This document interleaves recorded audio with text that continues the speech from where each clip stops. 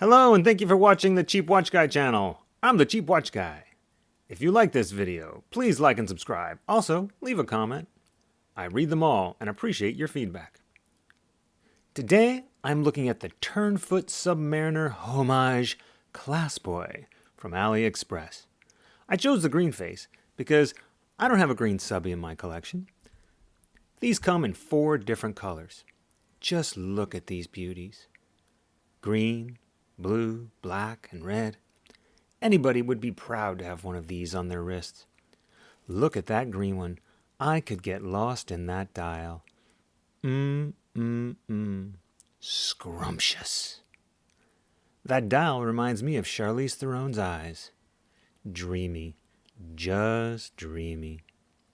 The Mercedes-style hands give it a look of sophistication you would not expect of a watch at this price point.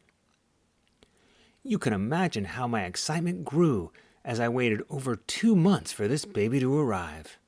First, let's look at the dimensions. 40mm case diameter, 10mm case thickness, 18mm lug width, and 30 meters of water resistance with an unsigned push-pull crown and a press-on case back. You can imagine my disappointment when this is what arrived. Do not buy this watch. I repeat, do not buy this watch. Fortunately, it's not currently for sale on AliExpress. If it does come back, please do not buy it. In fact, the store that sold it to me now only has hair extensions and wigs on their storefront. Yes, I bought a watch from a wig seller. Why am I so negative on this watch, you ask? The problem starts with the bracelet. The bracelet you see is not the one that came with it. The original is the worst I have ever seen. It will rip the hair off your arm. It will cut you. You will be scarred by this bracelet. A prison guard would confiscate this watch because it could be used as a weapon. Just look at the edges and gaps. It hurts me to handle it. This is what came with it. It has rolled links with very sharp edges. It is so jingly that I could play Mr. Tambourine Man with it. Listen to this thing.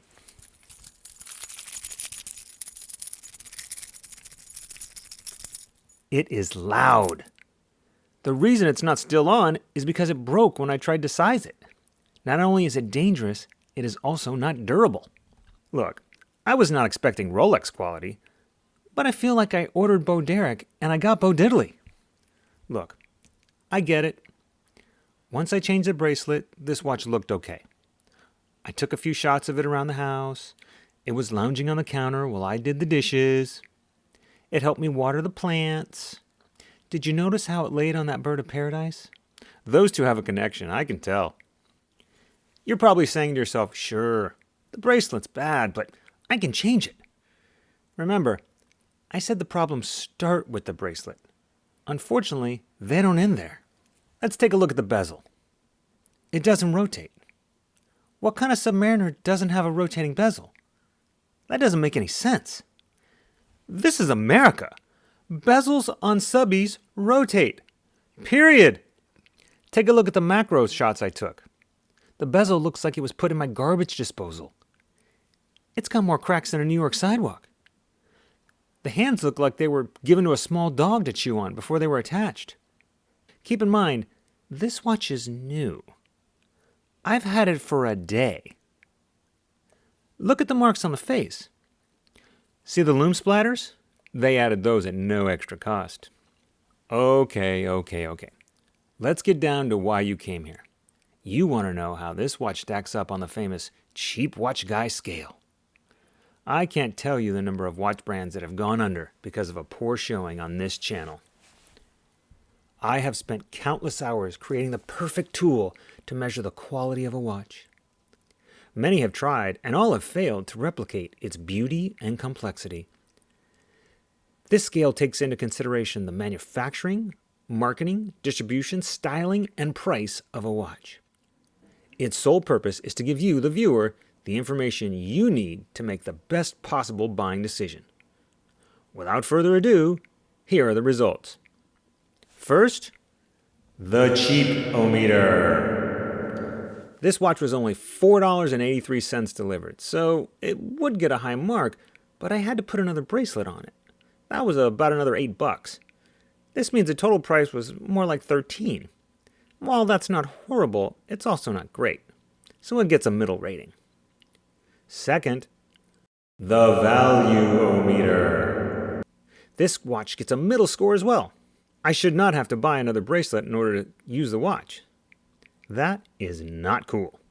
Last, the quality-o-meter. Now I'm going to take the gloves off.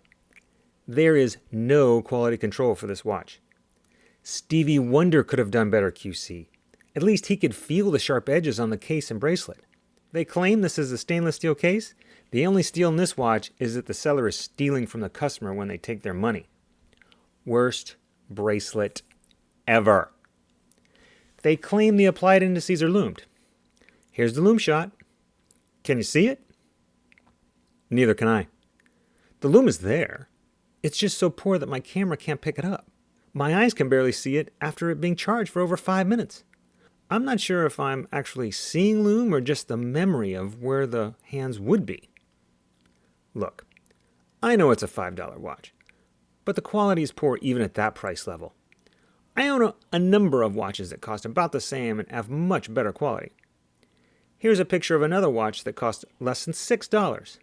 See the loom on this one? I know, it's not great, but you can see it. This watch is a definite thumbs down for me.